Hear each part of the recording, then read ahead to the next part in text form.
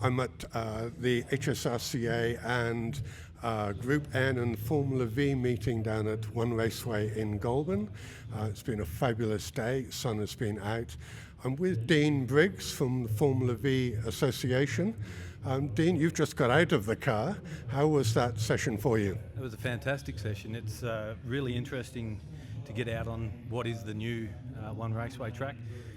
It's a lot faster than it used to be, and the nuances have changed, but super exciting. And the V's are always super close. So, no, that was good fun. I made a couple of spots, which I had to because I had a bit of a fluffy motor during qualifying, but terrific. Loved it. Good. And I was talking to Wayne Wilson earlier. He said that it's the 60th anniversary of Formula Vee, and you've got, 60-odd cars here today? Yeah, we've got an amazing, we've got actually 65, I think, different cars here. We've got a mix of 1,200 historic cars. I think there's 36 of those. 28 of those. And then we've got the contemporary 1200s here, making up and helping us get our numbers and participating. 6 or 8 of those, and then the 1,600 contemporary cars, which are awesome to watch around here. It's good for us driving a V to get out and watch another V have a go. Although they've got a bit more power than us, of course, it's still great fun. Yeah, so terrific turnout. We were hoping 60 cars for our 60th anniversary, and we surpassed our expectations. So terrific. Tell me about the cars. They're based on VW kit. What was the renaissance or why were they created in the first place? Yeah, good question. So it really started in America in the early 60s. Of course, there are a lot of VW Beetles out there, and basically what a Formula V is a VW Beetle front end, VW Beetle rear end, and you turn the diff in the gearbox around the other way, so you don't have 4 reverse gears, and build a space frame chassis. And back in the day, you could build basically whatever suited your style, as long as it held together for the duration of the race. That's what they started out as.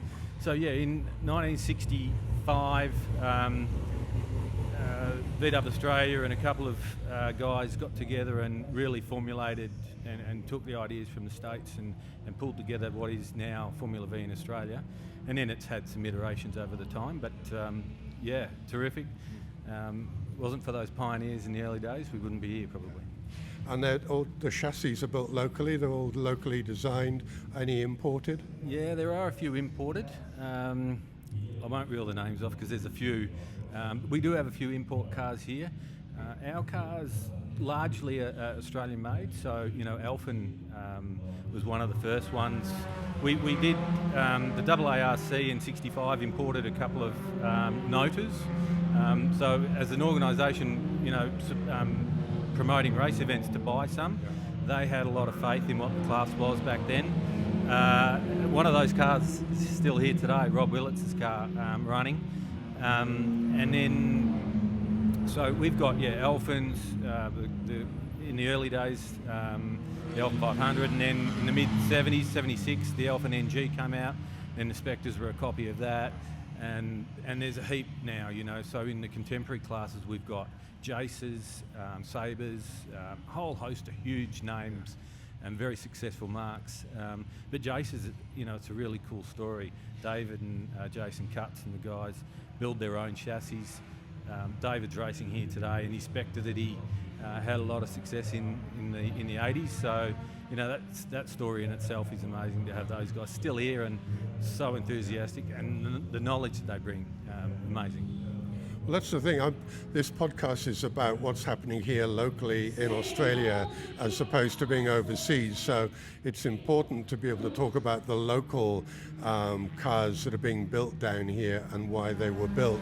So it's great to see that you've got so many of those local cars still being used today. Absolutely, yeah, no, and very successfully. I think even in Formula First in New Zealand, they have a few Sabres over there, which they're up the pointy end, if not winning a fair bit of the time. So, yeah, the locally made Australian gear, the chassis and the designs, there's a lot of quirks and time and energy that goes into the design of more of the contemporary cars, because our historic cars are what they were in the day, and we have to get a Motorsport Australia CFD, Certificate of Description, to keep them as they were, which is good because it keeps it all controlled for us. We can't go out and get all excited and do some crazy things.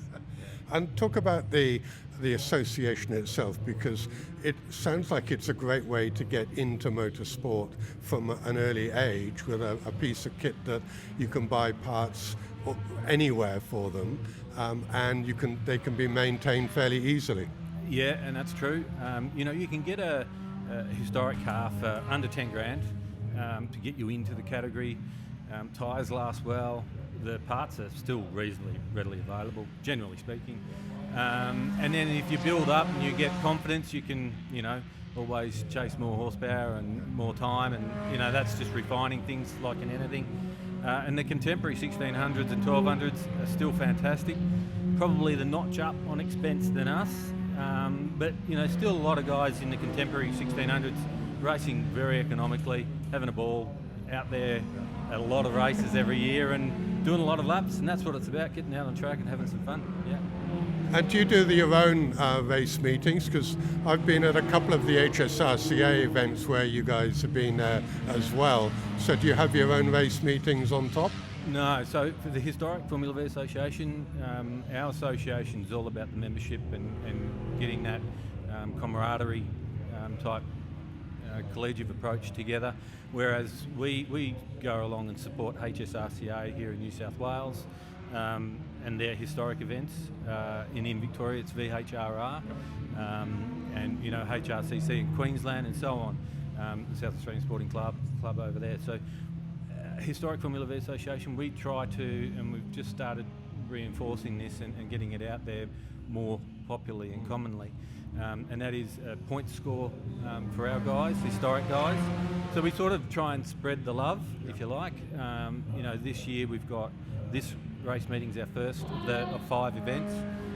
Next we head to Phillip Island in March, a VHRR meeting. Huge meeting. Just go along and have a look. That's a terrific one. This is brilliant this year here at Goulburn with all the display cars and the turnout and the track. You've got to come down and just have a look at the circuit. The work that they've done, coming from Victoria here, it's amazing. But anyway, I'll get back on. So the third event for us is up in Queensland, Morgan Park. Again, everyone says you've got to drive Morgan Park in a V. It's so amazing. So that'll be the first time for me and probably a couple of others. But yeah, it gets up the support up there. They're slowly growing in historic V numbers. There's 5 or 6 guys that regularly run up there now. So we need to keep, because we are a national association, we've got to do something everywhere, which makes it difficult, but also good fun as well, if you can get there. And then the fourth run will have, because it's our 60th year, we'll be at the Ben Motorsport Park for the Formula Vee Nationals in September. And then we wrap up the year at Sydney Motorsport Park for the HSRCA Summer Festival, which is always a terrific event, well supported. We get 20 odd Vs, more probably this year. And Sydney Motorsport Park's great V race, and you get the toe down the straight, turn 1 flat in our cars, easy, and then get to turn 2, throw the boat anchors out and see if you can get around and keep the wheels on it. Yeah, it's good. So yeah, we don't necessarily promote our own events, but we support the promoters who do the best way we can to keep the numbers up for them and us. So it does sound like a good way to get started for some people. I'll put the link for the association into the podcast detail, so that if anybody does want to go and look at that, which I hope they do, they can have a good look at what you guys do and hopefully encourage them to get on the track with you. Yeah, fantastic. So our website, historicformulaveeaustralia.com.au, it's out there. It's got a heap of fresh and updated information and photos, and there's even some YouTube links on there, so get on, have a look.